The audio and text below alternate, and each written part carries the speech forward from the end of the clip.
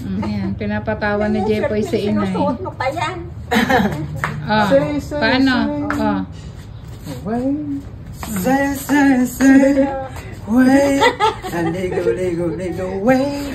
Aligo.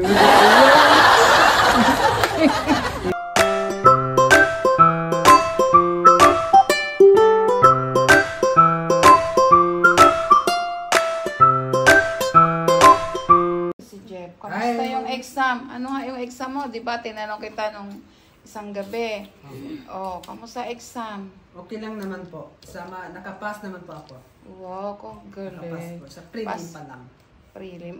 Pasado lahat. Opo. Galing. Kasi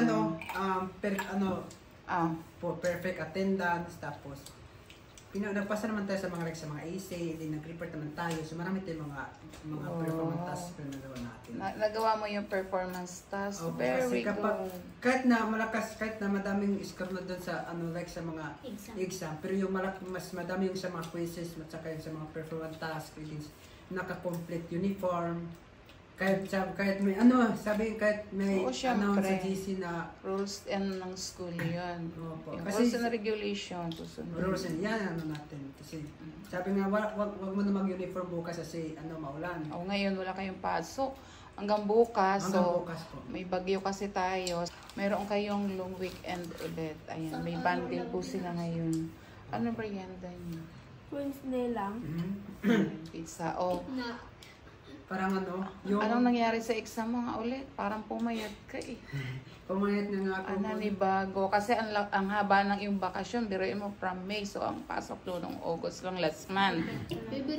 So ngayon, marami talagang effect sa exam mo sa akin. Marami talaga Nung pagtapos ko lang ng exam, pag-uwi ko lang sa bahay, sumakit ng ulo ko. Kaya hindi ako nakapunta dito. Sumakit ulo mo? Bakit sumakit ang ulo mo?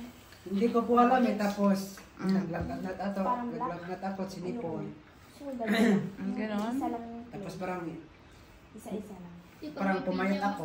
Matamis tapos Buti hindi ka tinarangkaso. Mitrang ninagnat ako.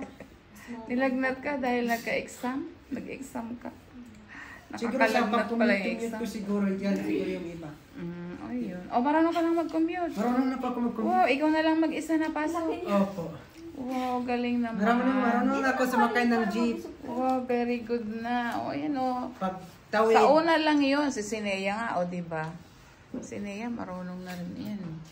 Sabi ka lang na, mas mura, sabi ni Tito, mas mura lang daw yung kapag, yung tasa, di ba may artisan po doon? Tapos pag tawid ka tapos, kapag may dumaan ng mga tricycle, hindi ka na lang sumakay doon sa nakasakay ko ng doon sa mga parking 45 hanggang labasan. Kapag sabi ni Tito, pag hindi ka sa pila, sakay kayong mga natakbo. Alam mo, doon sa may bandang 7-Eleven, o doon ka sumakay, or doon sa may, nakita mo doon sa may dali. O pag doon ka sumakay, magkano pa masahe? 15. Pumila ka, doon sa pila, ang bayad ko dyan, pero pag nalabas ako, 30. doon ka pipila sa pedestrian, tatawid sa pedestrian. Kasi estudyante. Pag tapos, estudyante. kapag magsakay ng jeep, tawid ka na ng tulay. Doon ka sa sa footbridge, nadaan ka ng footbridge baba. Alam mo na. Magkano? Sige na, magkano jeep? Magkano yung jeep, yung pauwi? Pauwi at papasok pareho. Si Sinea din nagko-commute yan. May linakad to nga yung galing sa hanggang school hanggang sa may linakad mo hanggang. Opo, linakad to po. Nalala ko na wala akong Ayan. Nagkulang Nagkulang daw pa masahe. Tapos sinabi ko ngayon si kay tata yung kapag may mga binta-binta doon. Bumili ako ng mga tusok-tusok tapos maglalakad na. Huwag kang bibili palagi ng tusok-tusok. Hindi naman po ako bibili ng yung mga kasi iwasan mo yung makakuha ka ng yung mga sakit. Huwag ka nang bibili doon, ha? Kasi yon nakikita ko yung sa may Phoenix na gasolinahan. Opo, doon. Marami doon. Marami nakapila doon mga. Huwag kang masyadong tsaka huwag na. Kasi pwede tayong magluto noon. Huwag kang masyadong doon sa tusok-tusok. Meron dito yung binibila yung malapit kay Inay. Okay lang yun kasi nasa loob ng bahay. Pero pag naka-expose masyado sa kalsada, Huwag kang matuwa doon sa mga, ano ha, street food. Kasi hindi din maganda lagi yun sa katawan. Mas maigi pa, bumili ka na lang doon sa 7-Eleven ng merienda mo kasi katibi lang. Or Malapit lang yung 7-Eleven doon. Pero hindi lang ako pumasok doon. Nakapasok ako kaysa bumili ako ng ice cream. Bumili ako ng ice cream. Hinanap ko nga si Nia, doon ako sa labas. Doon sa stop ba? Baka dito sini nakaupo lang doon tapos hindi ko lang hindi yan nagtatambay doon. Pag nagtambay nandun yan sa Robinson. Yun ang tambay. Na Robinson ka din? Ako rin, Robinson din ako. Kasama ko yung tropa ko tapos okay lang. Basta ang bilin lagi namin sa iyo, Jeff, kapag ikaw ay nagtropa or wala namang problema doong makibarkada ka sa mga, basta't pipiliin mo lamang yung taong sasamahan mo, ha? Na yung hindi, ibig sabihin ko hindi yung ang babarkadahin mo, yung makatulong din sa iyo, hindi yung makakasama. Oh, ganoon lang. So natutuwa naman ako sa iyo kasi naka-exam ka na pala. Di ba yung hindi pa ba? Hindi. Diyan sa Davao hindi pa nga ako nakapag-commute. Alam naman sa bundok, wala namang commute doon. Wala namang commute sa bundok, talagang lalakad ka eh. Hindi nalakad ko. Tapos kahit doon sa Davao, na hindi talaga ako, dito nga talaga ako natuto sa pag-commute, natuto sa pagsabi na para po. Alam mo na yung para. Ang ka nahirapan. Sa lang pala, sa mga sign. Sa sign. Kapag sa negative. Pag parehong negative, ano sagot? Negative. The answer is positive. Pag positive, negative, ano ang sagot? Pag negative, positive, ayun. So, yung sign, huwag ka malilito, ha? Tapos, tatandaan lagi yung formula. Pag hindi mo talaga naintindihan sa math, yung Tito Unjay, andyan, tsaka si Brad TV, alam niyan, tsaka si Tito Unyo. Ayan. Sobrang talino talaga si Tito. Sino Tito? Tito Unyo. Magaling yun sa math kasi accounting yun. Profession ng accounting. Accounting tapos yan. Oo, yun ang trabaho noon si Tito Unyo. Sobrang talino talaga. Kawat ko siya. Tsaka si Tito Unyo, seryoso yun sa pag-aaral. Nag-aaral yun. Pag sinabi kay Tito Unyo, aral-aral, ganun yun. At saka pag sinabi nung, alimbawa, maaga yun. Hindi yun nalilate.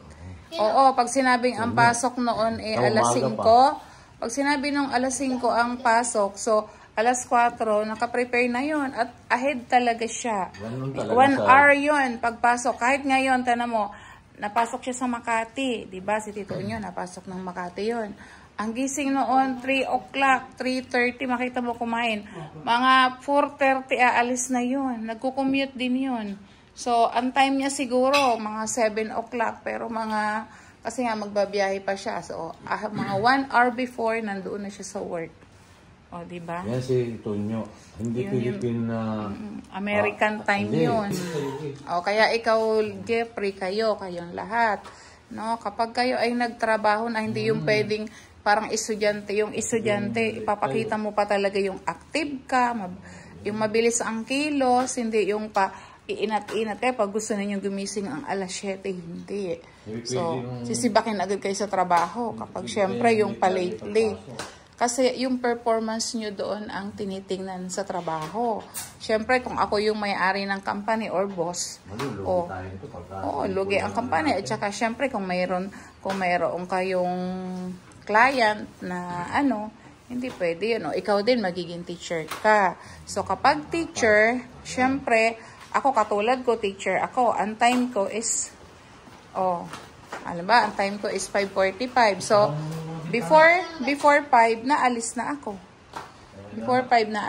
ako. So, mabilis lang. So, 5:30, nandoon na ako sa school. So, bago dumating yung mga bata ko, naka-prepare na ako. Ganun yun. Kahit yung mga nursing, ganon. Kapag pumasok kayo, doon sa ospital, dapat mas mauna kayo sa pasyente nyo, syempre. Mas mauna kayo doon sa mga doktor. Ganon yun. Ganon talaga pag nagtatrabaho. Ayan, naulan na ulit. Naulan na, isara mo. Ayan, naulan na po dito sa amin at merienda. Thick crush to na yatin. Ingat po sa lahat. Ingat. Stay home and stay safe. Okay. Kain po tayo ha. Ingat po. Stay dry. Hindi nabutan na po ako dito ng hapunan. So, kaya po tayo mga kabagay. Kain po tayo at ingat po sa lahat. Malakas daw po yung bagyo.